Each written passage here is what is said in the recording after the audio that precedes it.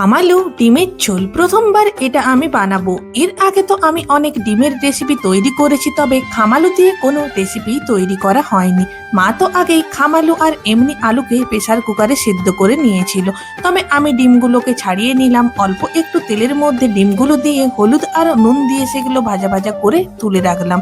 সেই তেলের মধ্যে পাঁচফোড়ন আর তেজপাতা ফোড়ন দিয়ে অনেকটা পরিমাণে পেঁয়াজ দিলাম, তার মধ্যে দিলাম একটা বাটা মশলা। বাটা মশলাতে রয়েছে টমেটো আর আদা রসুনের পেস্ট। সেটাকে দেওয়ার পর কিছু শুকনো মশলা দিয়ে দিলাম অল্প পরিমাণে নুন, হলুদ, জিরে গুঁড়ো আর ধনে গুঁড়ো। পুরো মশলাটাকে ভালো করে কষিয়ে নিয়ে দুই ধরনের সেদ্ধ করা আলুগুলোকেও দিয়ে দিলাম, জলটা এখনো দিইনি। তারপর ভালোভাবে আরো কিছুক্ষণ কষিয়ে নিলাম, তার মধ্যে ডিমগুলোকেও অ্যাড করে নিলাম।